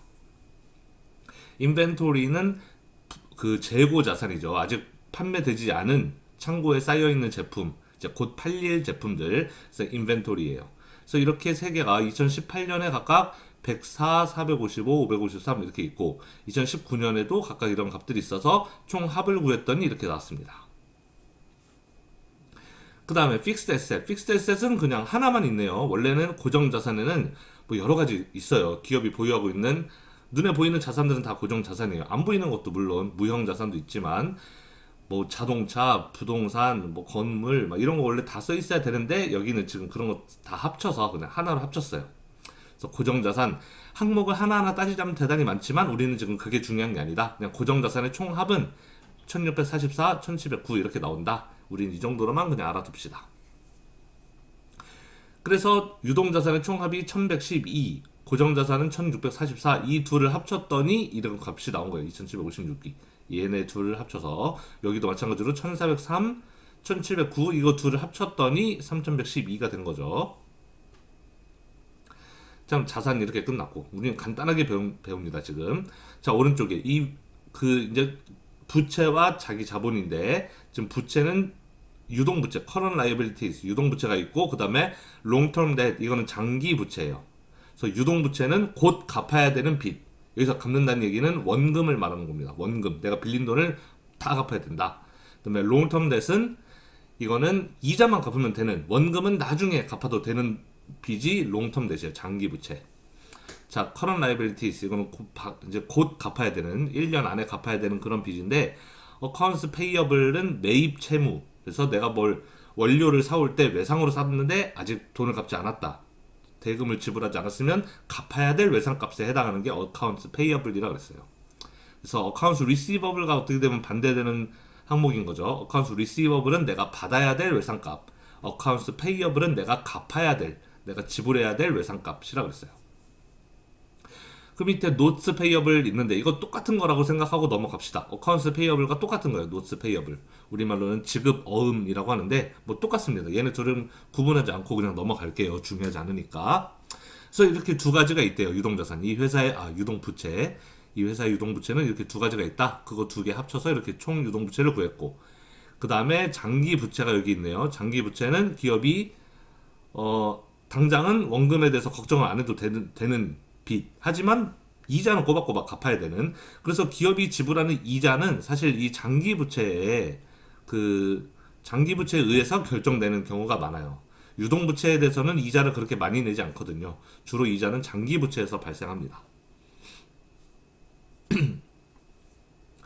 다음에 오너스 에퀴티. 오너스 에퀴티에는 우리가 앞에서 어떤 항목이 있냐고 배웠냐면 자본금 더하기 자본잉여금 항목이 있고, 그 다음에 이익잉여금 항목이 있다고 했어요. 그래서 자본금 더하기 자본잉여금. 한국에서는 자본금과 자본잉여금을 나누는데 사실 그 나누는 거에 의미가 크지 않기 때문에 저는 이거를 둘 합쳐서 하나로 보겠다 그랬습니다.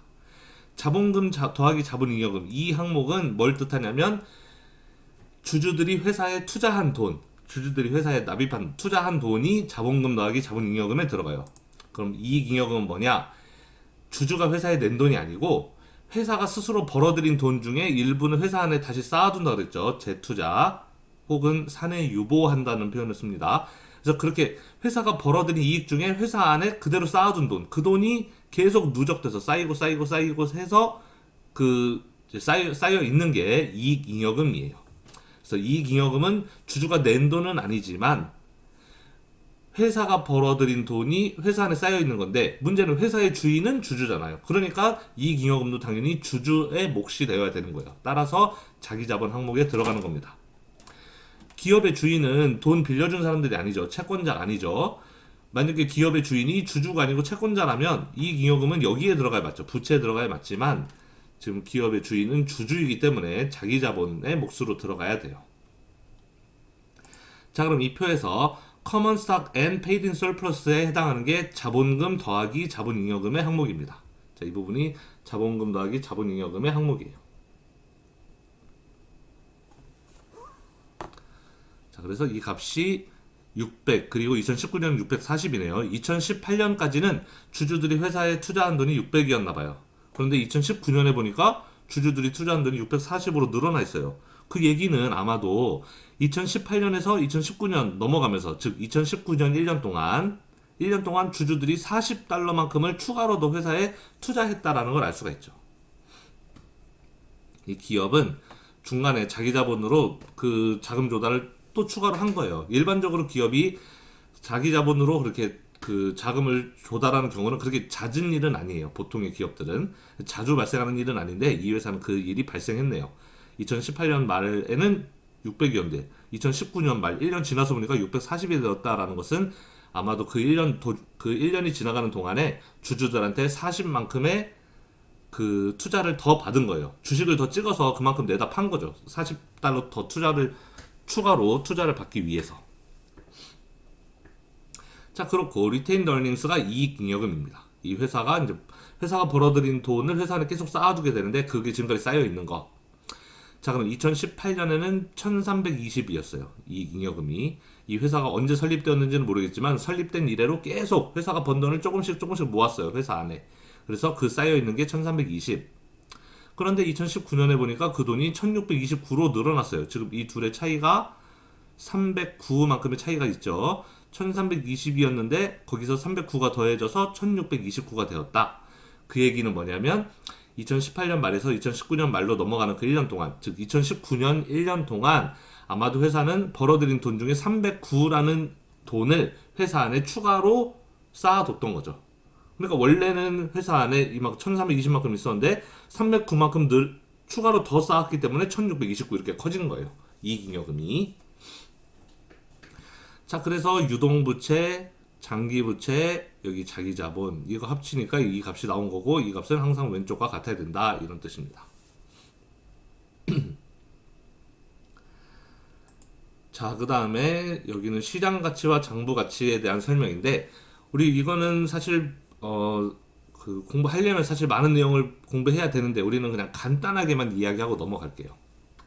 자, 우리가 재무제표에서 지금 이게 재무제표예요. 이런 걸 보고 얘는 밸런스시트죠. 우리는 지금 재무제표 영어로는 그 Financial Statements에 대해서 배우고 있는데 그 재무제표는 우리가 배울 건 두 개의 재무제표만 배울 거예요. 물론 더 있긴 한데 우리는 두 개만 배울 겁니다. 중요한 거. 밸런스시트, 재무상태표하고 인컴 스테이트먼트, 손익계산서인데 어쨌든 우리가 보는 재무제표는 북 밸류, 장부 가치의 값을 기록하는 거예요. 장부에 써 있는 값이니까 재무제표라는 게 장부잖아요. 책에다 쓰는 값이란 말이에요. 글자로 그 손으로. 그러니까 책에 써 있는 값이다. 장부에 써 있는 값이다. 그래서 장부 가치라고 불러요. 재무제표에 적혀 있는 값은 장부 가치인데 그 값은 마켓 밸류, 시장 가치와 값이 달라요. 시장 가치라는 건 뭐냐면 여기 밑에 써 있죠. 자산을 실제로 팔았을 때 받을 수 있는 현금. 자, 앞에서 이 회사가 만약에 예를 들어서 뭐 여기 넷픽스 에셋 고정 자산에 뭐 공장이 하나 들어갈 때 쳐봅시다. 공장이 예를 들어서 $1,000짜리 공장이 있어요. 자, 여기에 이 재무상태표에 $1,000라고 써 있다 그래서 그걸 실제로 시장에 내다 팔았을 때 $1,000 받는다라는 보장이 없는 거예요. 시장에서는 얼마 받을 수 있는지 정확하게 뭐 근데 가봐야 아는 거죠. 어쨌든 시장 가치는 시장에서 받을 수 있는 가격은 여기 장부에 써 있는 값과는 다를 수가 있어요. 당연히 대부분의 경우에 다르겠죠. 그래서 우리는 재무제표를 볼 때는 뭘 주의해야 되냐면 이 재무제표가 그 보여주고 있는 여기 있는 값들은 이건 전부 장부 가치이다. 그거는 실제로 시장에서 평가하는 시장 가치와는 다른 값이기 때문에 그런데 중요한 것은 사실 시장 가치인 거죠. 실제로 평가받는 값이 시장 가치니까 우리가 중요하게 생각해야 되는 값은 시장 가치인데 재무제표에 써 있는 값은 장부 가치이니까 우리가 재무제표를 가지고 뭔가 분석을 할 때는 항상 조심해야 된다. 이 값은 어디까지나 장부 가치에 불과할 뿐 시장 가치와는 다른 값일 수 있기 때문에 우리는 항상 시장 가치를 생각해야 되기 때문에 재무제표를 가지고 어떤 분석을 할 때에는 이 값이 시장 가치와 많이 다르지 않을까? 라는 이제 그 염려를 항상 하면서 그 값을 봐야 된다라는 거예요. 우리는 그 정도만 알고 넘어갑시다. 자세한 내용은 여기서는 다루지 않을게요. 자, 그러면 두 번째 재무제표인 손익계산서로 넘어가겠습니다. 우리 앞에서 재무상태표 배웠고 이번엔 손익계산서, 인컴 스테이트먼트를 배울게요. 재무상태표가 아까 사진을 찍는 거라 그랬잖아요. 사진을 그 회사의 재무 상태를 보기 위해서 상태를 보려면 사진을 딱 찍어서 봐야 되니까 그래서 특정 시점에 사진을 찍은 거라 그랬는데 손익계산서는 여기 보면 비디오 클립이라고 써 있어요. 손익계산서는 동영상이에요. 비디오 클립, 동영상입니다. 그래서 손익계산서는 뭐냐면 특정 기간 동안의 기업의 성과를 보여주는 거예요. 우리가 어떤 기업의 성과를 볼 때 특정 시점의 성과, 오늘의 성과 이렇게 볼 수는 없는 거예요. 오늘의 성과를 한다면은 오늘 아침부터 오늘 저녁까지의 성과를 의미하는 거겠죠. 기간을 봐야지 우리가 성과를 볼 수가 있는 거예요. 어제부터 오늘까지의 성과, 이번 달 내내의 한 달 동안의 성과, 올해 1년 동안의 성과 이렇게 기간이 있어야 성과를 볼 수 있는 거죠.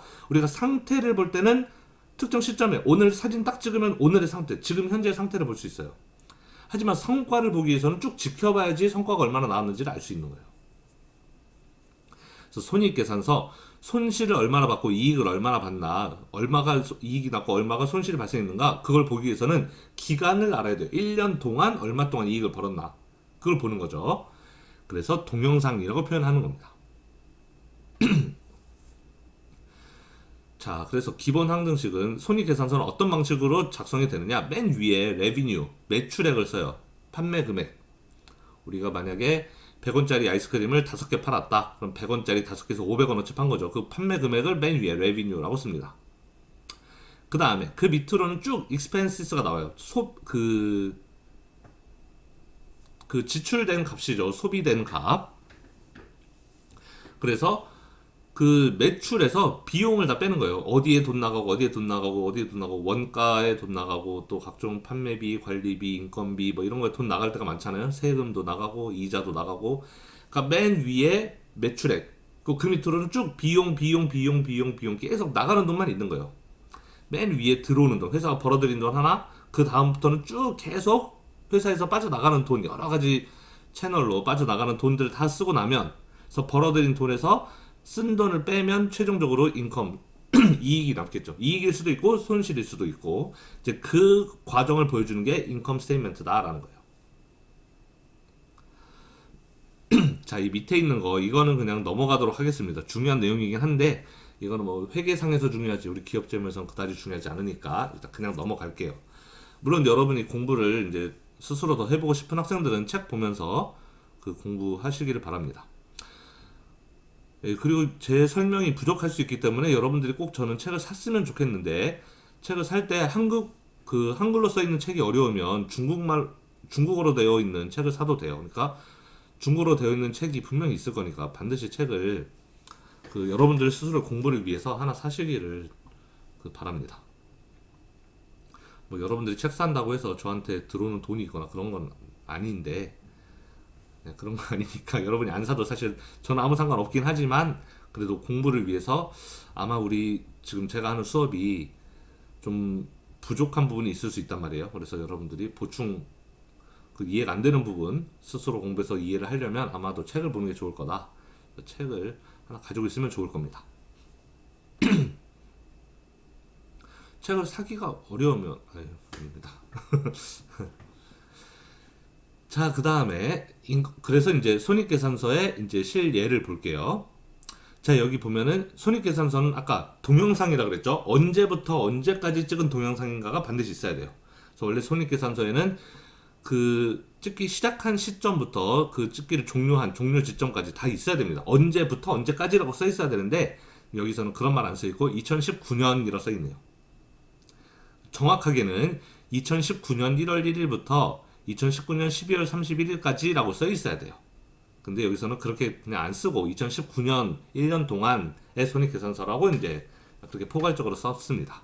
엄밀하게는 이렇게 쓰면 안 돼요. 엄밀하게는 몇 월 며칠부터 몇 월 며칠까지인지를 반드시 써야 됩니다. 여기서는 그냥 1월 1일부터 12월 31일까지다 라는 뜻으로 우리가 해석합시다. 자, 그러면 우리 아까 거 재무 상태표를 보면은 재무 상태표가 뭐였어요? 이거 사진 찍은 거, 아이고 이게 아니고 이거죠. 사진 찍은 거 보면은 2018년 12월 31일에 사진 하나 찍었고, 그 다음에 2019년 12월 31일에 사진 하나 찍고, 이거 사진 두 방 찍었죠. 재무 상태표가 두 개 있어요. 2018년 12월 31일에 BS라고 쓰겠습니다. 밸런스 시트니까 재무 상태표를 하나 찍었어요. 그쵸? 그리고 1년이 지나서 2019년 12월 31일에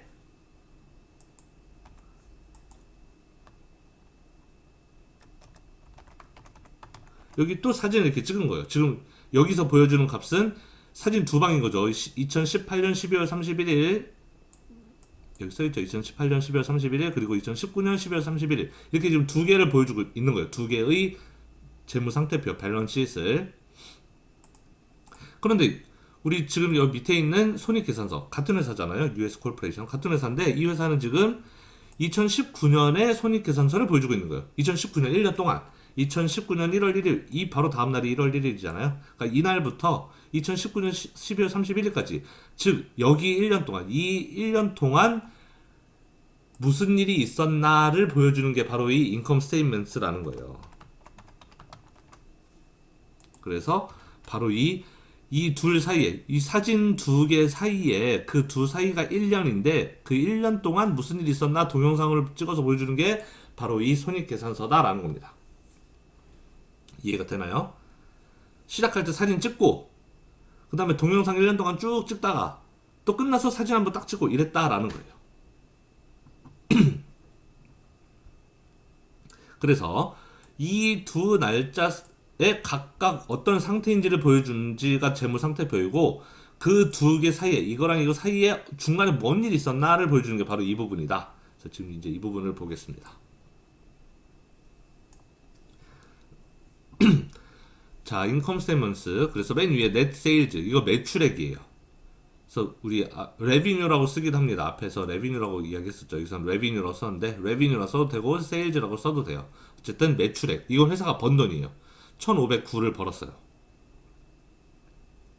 자, 여기서부터는 이제 계속 다 빼 나가는 겁니다. 아까 그랬죠. 그 매출액에서 각종 비용들을 다 빼고 최종적으로 그 이익이 남으면 이제 끝나는 건데 여기 매출액은 하나란 말이에요. 레비뉴는 하나예요. 그래서 여기 1,509 이거 벌고 끝났는데 그 밑으로는 이제 계속 빼는 것만 있습니다. 비용들만 있어요. 그래서 어떤 종류의 비용들을 빼는지 하나씩 보겠습니다. 첫 번째, cost of goods sold가 있어요. 이거는 한국말로는 매출 원가라고 불러요. 이건 쉽게 말해서 원가예요. 예를 들어서 내가 100원 아이스크림을 5개 팔았는데 팔 때 100원에 팔았어요.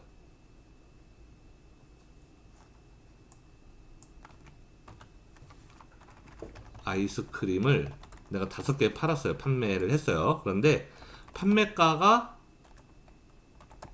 만약에 100원이었다 칩시다. 그럼 이 얘기는 뭐냐면은 매출액은 세일즈는 5개 곱하기 100달러니까 500원이다 라는 거예요.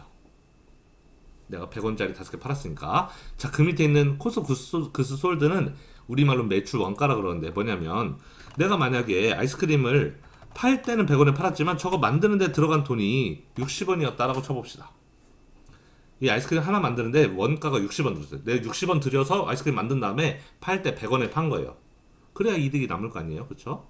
자, 그러면 이때 우리는 뭐라 그러냐 이거를 매출 원가 cost of goods sold라고 부르는데 바로 이 값이 5개 팔았는데 하나 팔 때마다 내가 60원 들였으니까 바로 300원 들었다라고 이렇게 쓰는 겁니다. 매출 원가는 그 개념이에요. 그래서 내가 5개를 팔았다. 그러면은 5개 팔아서 번 돈은 여기 쓰고 5개 만드는데 들어간 돈은 여기 써야 돼요. 중요한 것은 매출 원가에는 반드시 여기 5개 판매한 거를 여기 써야 돼요. 내가 예를 들어 아이스크림을 10개를 만들었어요. 10개 제조를 해서 5개는 팔았는데 5개는 아직 냉동실에 있어요. 10개를 만들었는데 5개는 냉동실에 그대로 있고 5개는 이미 팔아서 없어졌어요. 그럼 난 10개 만들었으니까 여기 10개를 써야 되는 거 아니냐 이렇게 생각할 수 있는데 매출 원가 영어로 보면은 cost of goods sold잖아요. goods sold라고 써있으면 이거는 판매된 제품을 의미하는 거죠. 팔린 거에 대해서만 원가를 쓰라는 거예요.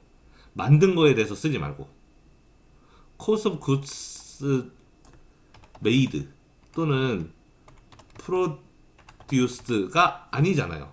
내가 만든 거에 들어간 원가를 쓰라는 게 아니라 cost of goods sold를 쓰라 그랬단 말이에요. 판매된 거. 그러니까 5개 팔았으면은 내가 몇 개를 만들었든 간에 관계없이 일단 5개에 대해서만 원가를 쓰면 되는 겁니다. 5개 팔았으면 그 5개에 대해서도 원가를 쓰라는 거죠. 5개 팔았는데 10개 만들었다. 그래서 여기 10개 쓰지 말라라는 거예요. 자, 그래서 이 cost of goods sold는 원가예요. 매출 원가. 자, 판매해서 번 돈은 1,509였는데 이거를 만드는데 들어갔던 돈, 이만큼을 만드는데 들어갔던 돈은 750이었다라는 거예요. 그 다음에 depreciation이 있어요. depreciation은 우리말로는 감가상각이라고 부릅니다. 자, 감가상각 이거는 꽤나 헷갈리는 개념이 될 수가 있는데 뭐냐면 고정자산의 가치가 점점점 달아져요. 우리가 예를 들어서 컴퓨터를 한 대 샀다. 컴퓨터의 가치가 계속 유지되는 게 아니잖아요. 내가 지금 애플 컴퓨터를 한 대 샀어요. 그 컴퓨터가 100년이 지나도 그 가치를 그대로 유지하고 있는 게 아니죠. 우리 컴퓨터 몇 년 쓰다 보면은 이제 못 쓰게 돼서 버리는 경우가 많잖아요. 고정 자산들은 시간이 지나면 지날수록 점점 닳아지거나 혹은 가치가 떨어지게 되어 있어요. 예를 들어서 커피숍에서 테이블 하나 샀어요. 테이블 한 10년 정도 지나고 나면은 여기저기 막 닳고 그 못 쓰게 돼서 버리게 될 거라고요. 그러면은 자, 테이블의 가치가 예를 들면 내가 테이블을 처음에 1,000원을 주고 샀어요. 1,000달러를 주고 샀는데 얘가 만약에 10년 쓰고 폐기 처분, 10년 쓰고 버린다 라고 생각해 봅시다. 10년 쓰고 버릴 거예요. 안 쓸 거예요. 10년 정도면 그러니까 수명이 다 했어요. 10년 수명이라는 겁니다. 예를 들어서 자, 그러면 테이블의 가치는 처음 시작할 때 시작 때는 가치가 1,000달러였을 거예요. 하지만 10년 후에는 가치가 0원이 되는 거잖아요. 우리는 버릴 거니까. 10년 뒤에는 가치가 0원이니까. 그렇다라면은 테이블의 가치가 시작하는 시점을 0년이라고 쓸게요. 0년째에 가치가 1,000달러였고 10년째 가치가 0원이 되는 건 우리가 알고 있겠는데, 그러면 테이블 가치라는 게 1년째도 1,000원, 아이고 2년째도 1,000원, 3년째도 1,000원, 그래서 9년째도 1,000원, 이러다가 마지막 10년째에 딱 0원 이렇게 떨어지지는 않을 거 아니에요. 이해가 돼요? 테이블이 점점 못 쓰게 돼서 10년째 버리는 거지. 계속 완전 새 것처럼 처음 샀을 때처럼 그렇게 쭉 1,000달러 가치를 유지하다가 갑자기 어느 날 딱 10년째 딱 0원이 돼서 버리게 되는 건 아니라는 거죠. 우리가 상식적으로 생각했을 때 테이블은 점점 닳아질 거 아니에요. 가치가 예를 들면 1년이 지나면 900원이 되고 900원이 되고 2년이 지나면 800원이 되고 3년이 지나면 700원이 되고 계속 100원씩 떨어져서 9년이 지나면 100원이 되고 그래서 10년째에 0원이 돼서 버린다. 이렇게 하면 이게 훨씬 더 상식적으로 맞는 말이잖아요. 그쵸? 이게 훨씬 더 상식적으로 옳은 답이죠. 이게 계속 1,000원으로 유지가 되다가 갑자기 가치가 0원 그래서 버려지는 게 아니라 1,000원에서 900원, 800원, 700원, 600원 점점 내려가다가 0원이 돼서 버린다. 이렇게 생각하는 게 훨씬 더 상식적으로 맞는 얘기잖아요. 자, 그렇다는 얘기는 테이블의 가치는 이렇게 매년 100원씩 떨어진다라고 했을 때, 자, 우리 손익계산서는 1년 동안의 성과를 이야기하는 거잖아요. 지금 테이블의 가치가 1년에 100원씩 떨어지고 있죠. 여기 0년에서 1년 넘어가는 동안에 100원 가치 하락. 100달러로 써서 100원이었어. 100원, 아이고. 100원 가치 하락. 그 다음 년에도 900에서 800으로 떨어졌어요. 또 100원 가치 하락. 그 다음 년에 또 800에서 700으로 떨어졌어요. 또 100원이 가치가 하락 떨어진 거죠. 자, 그러면은 손익계산서는 1년 동안에 그 가치가 그 고정자산의 가치가 얼마나 하락했는가 그거를 감가상각에 쓰자는 거예요. 이 100원에 해당하는 거죠. 여기 같으면은 100원을 쓰는 거죠. 그래서 이 회사의 고정자산의 가치가 89만큼 하락했다라는 뜻인 거예요. 고정자산의 가치가 89만큼 하락했다. 이 회사의 고정자산이 2018년에 원래 고정자산을 1644만큼 갖고 있었어요. 그런데 이 1664는 1년이 지났을 때 그대로 1644의 가치로 유지되는 게 아니라 여기 써있는 감가상각만큼 89만큼 가치가 떨어졌다는 거예요. 그래서 89만큼 가치가 하락해서 실제로는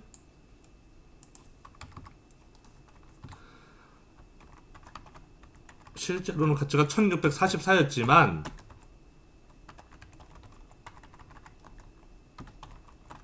1년이 지나면 가치가 얼마로 바뀌어야 된다? 1644에서 89를 뺀 1555인가요? 1555?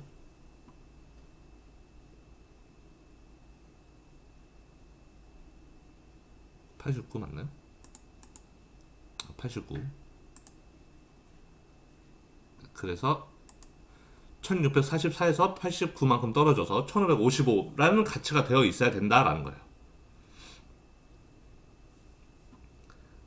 그런데 2019년에 보면 가치가 1709라고 써 있네요. 이 1644 이만큼의 그 고정자산은 1년이 지나면 가치가 89가 떨어져서 1555가 되어 있어야 되는데 지금 2019년에 보면 1709만큼이 있대요.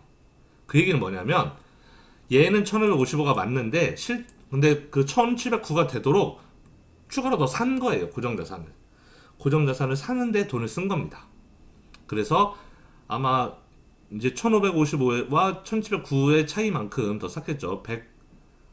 154인가요? 154만큼 여기서 154만큼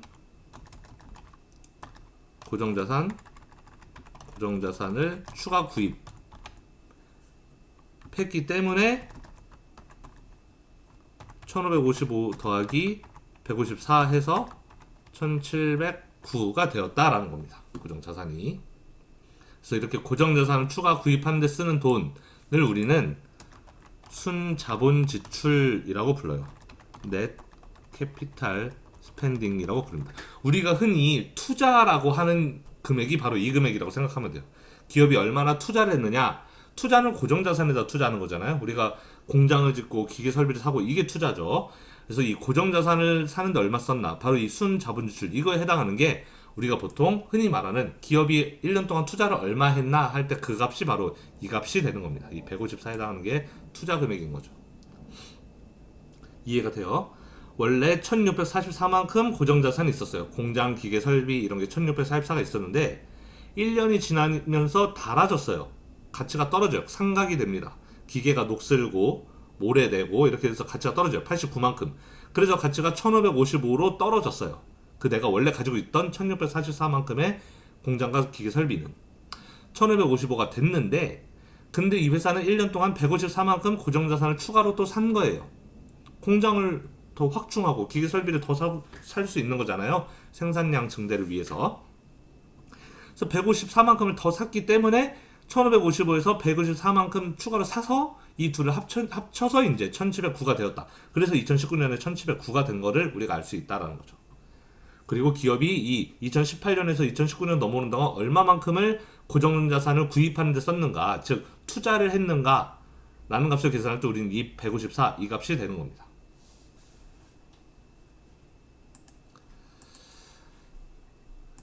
자, 그래서 감가상각했고 그러면은 일단 여기까지만 빼봅시다. 매출액에서 원가 빼고 원래는 또 각종 비용들이 많은데 지금 여기서는 생략된 거예요. 여기서는 그냥 뺐어요. 여러분들 계산하기 귀찮을까봐. 그래서 원래는 비용들이 대단히 많지만 다 빼고 그 다음에 감가상각 이렇게 해서 원가와 감가상각 뺐더니 1509에서 750 빼고 89 뺐더니 670이 남은 겁니다. 지금 여기 한번 정산을 한번 한 거예요. 1509에서 750 빼고 89 빼서 여기까지 내려왔어요. 일단 한번. 그 값을 우리는 세금과 이자 내기 전 수익 Earnings Before Interest and Tax라 그래서 이 말을 줄여서 EBIT라고 부릅니다.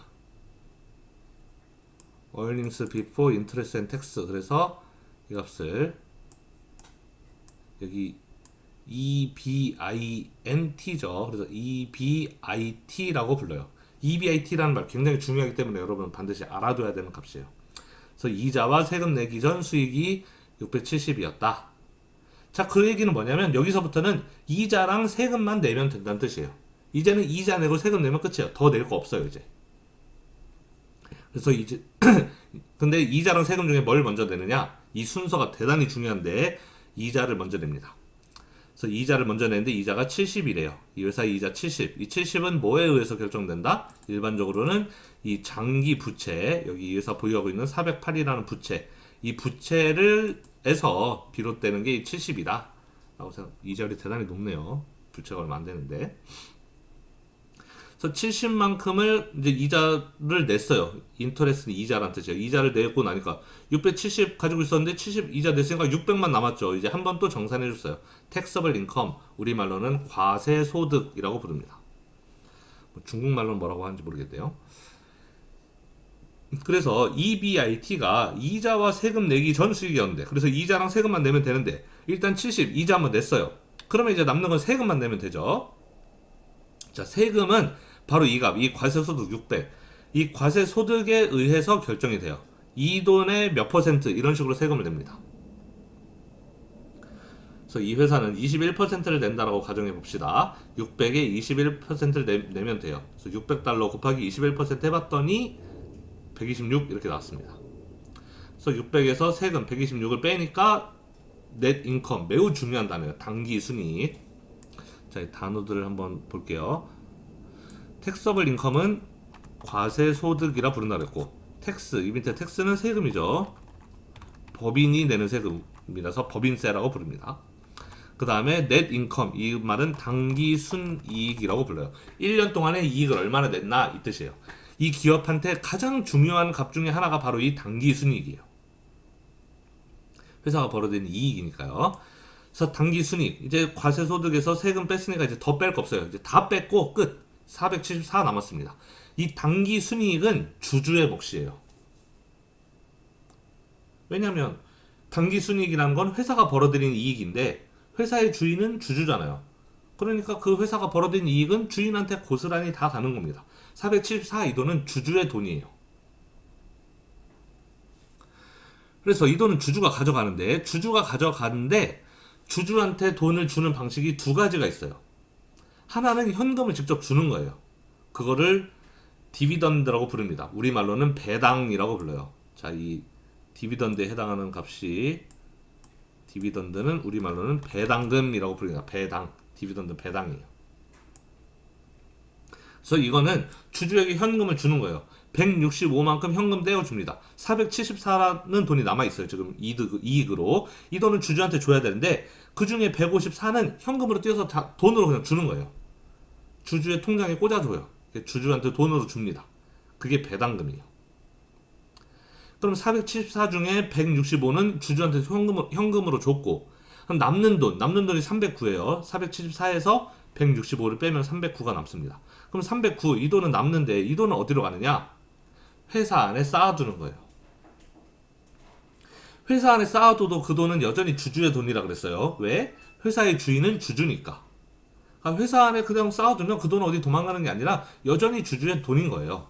주주한테 현금으로 줘도 주주의 호주머니로 들어가니까 그게 주주의 돈인 거고, 아니면 회사에 그냥 쌓아둬도 어차피 회사는 주주 거니까, 주주가 주인이니까 그 돈이 어디 딴 데로 가는 게 아니라 여전히 주주의 돈인 거예요. 그래서 300은 회사 안에 그대로 쌓아둔다. 우리 아까 retained earnings가 이익잉여금이라 그랬어요. 우리 여기 재무상태표에서 retained earnings가 이익잉여금이라 그랬죠. 기업이 벌어든 이득을 회사 안에 쌓고 쌓여서 지금까지 쌓인 돈이 이익잉여금이라 그랬습니다. 바로 그 이익잉여금, retained earnings에 addition, 추가해라라는 거죠.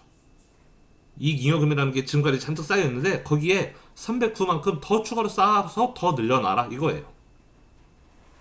이 값이 309잖아요. 자, 309, 이 숫자 잘 기억합시다. 왜냐하면 지금 2018년과 2019년에 리테인 얼링스 이익잉여금의 차이가 1320에서 1629, 309 차이잖아요. 그쵸?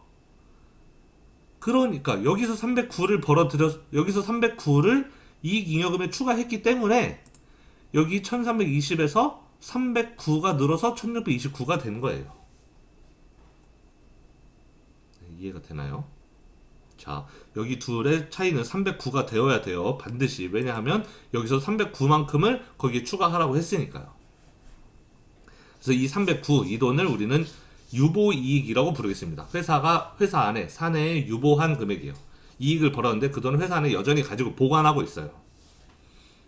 그래서 재무상태표에 이익잉여금에 더해지는 값입니다. 그 순이익에서 이 배당금만큼을 뺀 나머지 금액이 유보이익이에요. 자, 이렇게 해서 그 손익계산서를 다 배웠고, 자, 이번에는 세금에 대해서 봅시다. 법인세죠. 우리는 여기서 말한 세금은 기업이 내는 세금. 회사는 돈을 벌면 그 벌어들인 이익에 대해서 세금을 내야 돼요. 우리 바로 위에 표에서 보면은 여기 매출, 그 판매해서 이익을 벌었으면 이거는 여기까지 이제 판매 금액이고, 매출을 올렸으면 매출에서 원가 빼고 감가상각 빼고 그 다음에 정산한 다음에 이자를 빼고 그 다음에 거기서 이제 세금을 내는 거죠. 이 세금은 바로 여기 다 빼서 나온 금액, 여기 과세 소득에 의해서 세금이 결정된다 그랬어요. 자, 그러면 미국은 원래 세율이 대단히 높았어요. 트럼프 집권 전까지는 원래는 플랫 텍스 레이시 아니었고 기업의 규모에 따라 사실 세율이 달라요. 우리나라는 그렇거든요. 예를 들어 우리나라는 과세 표준, 뭐 과세 소득이라고 해도 되겠습니다. 아까 그 값, 텍서블 인컴 2억 원 이하면 10%만 내요. 그리고 이제 2억 원 넘어가면은 20%. 그러니까 이 규모가 큰 회사일수록 세율이 높아져요. 점점점 이렇게. 그래서 초대형 대기업한테는 25%까지 세금을 내게 합니다. 이 법인세율은 자주자주 바뀌어요. 한국은 이게 최근 한 20년간만 해도 엄청 자주 바뀌었어요. 특히 이 300억 원 초과 특히 여기 안 돼요. 여기 300억 원 초과 25% 이 구간은 문재인 정권 집권 이후에 새로 들어온 구간이죠. 예전에는 대기업한테도 22%까지만 매겼어요, 세금을. 근데 재벌 대기업한테 더 세금을 부과하자. 그래서 25% 구간을 새로 만들었습니다. 자, 미국은 원래는 미국도 우리나라처럼 이렇게 작은 기업, 소기업은 세금을 덜 내고 대기업은 세금을 더 많이 내는 그런 그 시스템을 가지고 있었는데 우리나라보다 훨씬 복잡했어요. 사실 이 구간을 7개, 8개로 이렇게 쪼개서 굉장히 복잡하게 세금을 매겼었는데 근데 트럼프 집권 이후에 그게 싹 바뀌었어요. 그래서 트럼프 집권 이후에는 대기업, 중소기업 관계없이 그냥 똑같은 세율로 매깁니다. 그리고 그게 21%인데 이거는 세금을 사실 굉장히 깎아준 거예요. 원래 대기업들은 35%를 내고 있었거든요. 원래 35% 내고 있었는데 트럼프가 그걸 21%로 확 줄여준 겁니다. 그래서 미국은 법인세율이 많이 낮아진 거죠. 트럼프 집권하면서. 트럼프가 소득세도 낮추고 온갖 각종 종류의 세금들을 다 낮추려고 했는데 법인세는 확실하게 낮췄죠. 소득세는 낮추는데 성공하지 못했죠, 아마? 좀 헷갈리는데. 자, 그래서 미국은 연방세가 과세소득 21%, 그리고 주마다 법인이 내는 세금이 다 달라요. 어떤 주는 많이 내고 어떤 주는 적게 내는데 이것도 사실 작지가 않아서 뭐 21%에 비하면 작은 퍼센트이긴 하지만 이것도 높은 주는 거의 한 10% 가까이 되는 주도 있단 말이에요. 그럼 21%에 그 10% 추가하면 31% 되는 거잖아요. 그러니까 이것도 사실 많은 주가 있고 적은 주가 있는데 여러분들이 지켜봐야 될 거는 텍사스. 미국의 텍사스 주가 이 법인세를 없앴어요. 텍사스가 그 주의 법인세를 없앤 거예요. 그 텍사스 주에 있는 기업들은 예전에는 연방세도 내고 페더럴 텍스도 내고 그 다음에 스테이트 텍스도 냈거든요. 둘 다 냈어야 되는데 이 스테이트 텍스를 없앴어요. 그러니까 이제 21% 이것만 내면 되는 거죠. 텍사스에 있는 기업들은. 다른 주에 있는 기업들은 21% 내고 그 주에도 세금을 추가로 내야 되는데 텍사스가 이 세금 없앴습니다. 그랬더니 지금 실리콘밸리에 있는 많은 기업들이 텍사스로 지금 이전하려는 계획들을 많이 세우고 있죠. 테슬라도 텍사스로 이사를 했고요. 그래서 많은 기업들이 지금 텍사스로 가고 있는 이유가 여러 가지가 있는데 그중 가장 큰 이유 중에 하나는 이 세금, 지방세를 없앴던 거, 이 점이 굉장히 크게 작용했죠. 자, 여러분들 그러면 중국은 법인세가 얼마인지 그걸 한번 조사해 보세요. 뭐 제가 조사해서 뭐 과제로 제출해라 뭐 이건 아닌데 제가 뭐 시험에 낼 수도 있으니까 이거 반드시 알아보십시오. 중국은 법인세 제도가 어떻게 되어 있는지, 우리나라처럼 이렇게 그 구간별로 세율이 다른지, 아니면 미국처럼 이렇게 모든 기업이 다 똑같이 몇 퍼센트 이렇게 딱 내는지, 중국의 법인세 시스템이 어떻게 되어 있는지 아마 구글이나 여러분 그 많이 하는 바이두 검색하면 다 나올 테니까 검색해서 한번 알아오시기 바랍니다. 자, 그러면 그 뒤에도 중요한 내용이 좀 있지만 우리는 여기까지만 일단 배울게요. 그 챕터 2는. 그래서 오늘 수업은 여기서 마치고 다음 시간에 이제 또 3장 간단하게 하면서 재무제표 부분을 마치도록 하겠습니다. 네, 수고하셨습니다.